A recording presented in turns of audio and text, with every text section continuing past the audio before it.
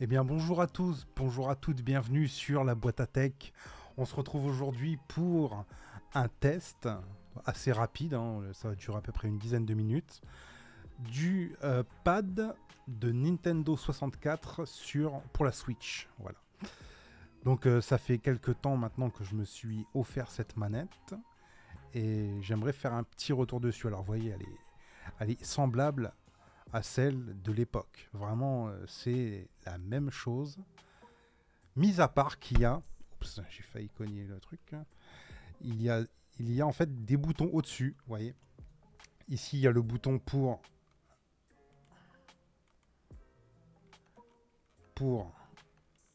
accéder au menu. Il y a le bouton pour ZR, donc qui va permettre dans l'émulateur de pareil de revenir dans les menus. Et donc on va tester ça sur Mario 64. Voilà, parce que c'est le jeu que j'ai joué principalement. C'est le jeu que j'ai joué principalement. Je vérifie que le son est bon. Oui, c'est bon. Démarrer en l'état. Hop. Donc là, là, on appuie sur Start.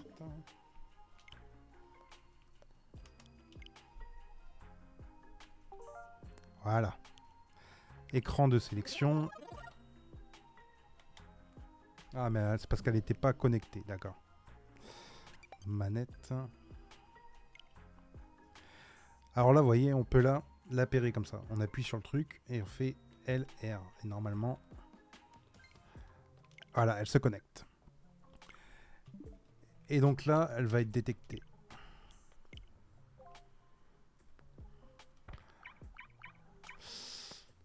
Il y a de quoi jouer hein, sur l'émulateur Nintendo 64. Il y a de quoi jouer.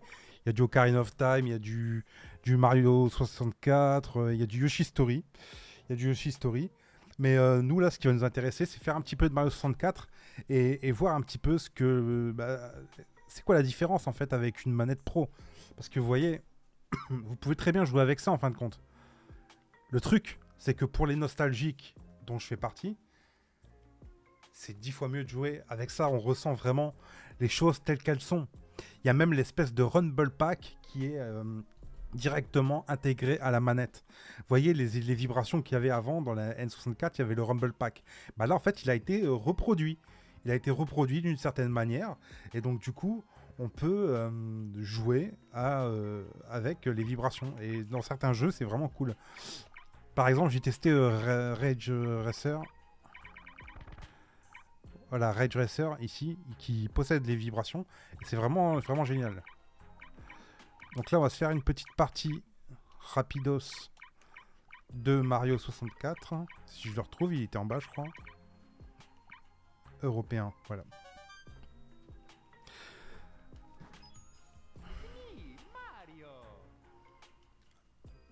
Petit menu culte. Petit. Ah, j'ai pas fini le jeu. Je suis presque à la fin. Il faut 70 étoiles pour arriver à la fin. J'y suis presque, mais pas encore. Donc vous voyez, en fait, la manette de Nintendo 64, ce qu'elle a apporté en fait à l'époque, ce qu'elle a apporté qu'il n'y avait pas avant en fait, c'était le stick. Alors je sais que les sticks de Nintendo 64 vieillissent très mal, c'est vrai. C'est des sticks qui vieillissent mal. Mais franchement, redécouvrir ce stick et voir à quel point il est précis, parce que en fait ce stick il a une précision juste ouf. En fait on se rend pas compte, mais les manettes d'aujourd'hui, elles sont vraiment précises aussi, il n'y a pas de souci.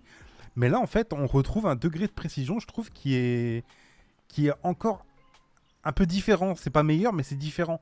Là, on peut vraiment jouer avec Mario. Donc, ça paraît bête aujourd'hui, hein, vraiment de dire ça. Je sais que ça paraît bateau, mais avoir toute cette palette de mouvements, donc de omnidirectionnel comme ça, c'est vraiment cool. Et puis, comment dire, cette prise, parce que les gens, ils savent jamais comment tenir la manette de Nintendo 64. Est-ce qu'il faut la tenir comme ça? Est-ce qu'il faut la tenir comme ça? Est-ce qu'il faut la tenir comme ça?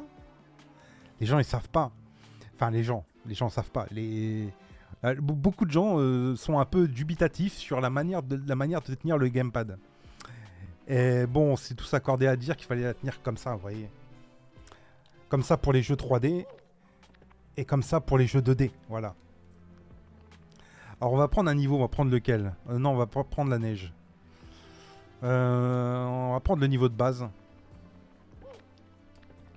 On va prendre le niveau de base.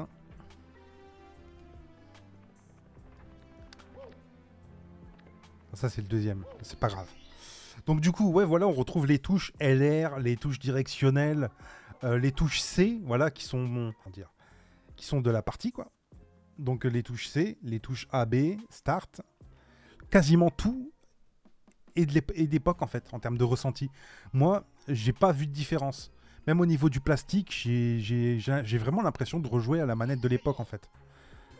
J'ai vraiment cette impression de rejouer à la manette de l'époque.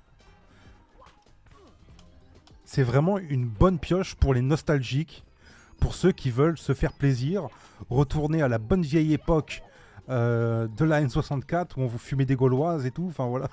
Enfin, ça dépend pour qui, mais la bonne vieille époque, quoi. Et vous voyez, là, c'est ce que je disais tout à l'heure. Avec le stick, on peut vraiment être précis et y aller tout doucement. Et voilà. Et c'est génial, c'est fantastique. Après, je dirais, faut se réhabituer. Il faut se réhabituer. Je pense que il y a moyen que vous jouez mieux. Il y a moyen que vous jouiez mieux avec un pad pro lors d'une première run. Voilà. Lors d'une première run, il y a moyen que vous jouiez mieux avec une manette pro. Mais par contre, c'est un bonheur. C'est la nostalgie à l'état brut, le truc. C'est juste incroyable. Franchement, moi, pour tout ce qui est émulation Nintendo 64, je m'en passerai plus. Après, on pourrait parler du prix de l'abonnement Nintendo, que moi je trouve plutôt correct, hein, en soi. Alors, c'est pas évident de jouer et de parler en même temps. Surtout que ça fait longtemps que j'ai pas fait cet exercice. Allez, on va y arriver. On va essayer de faire une étoile. On va essayer. Normalement, il y en a une en haut. La base, quoi. J'ai hâte de l'essayer, c'est avec Zelda Ocarina of Time. Je l'ai pas encore testé sur Zelda Ocarina of Time, mais j'ai super hâte. Ça devrait être un truc de ouf. Et voilà. Nickel. Alors voilà, après moi, j'aimerais bien acheter la manette de Super NES, mais elle est tout le temps en rupture de stock. Tout le temps en rupture de stock, il n'y a pas moyen de tomber dessus, c'est un truc de fou. Donc j'aimerais bien me l'offrir, j'aimerais bien me l'acheter, mais en plus elle est pas si chère que ça, elle a une trentaine d'euros. Ah, j'ai oublié de dire, cette manette là elle tourne autour des 59 euros hors promotion. En promotion on peut la trouver à 39 euros je crois, ou 35. Et donc ouais c'est du 49 euros. Ce qui fait, c'est pas si cher que ça en fait, ce qui fait que c'est plutôt abordable. Voilà, j'espère avoir fait le tour de ce que je voulais dire sur cette manette. Voilà, je sais pas ce que vous en pensez, moi je la trouve géniale.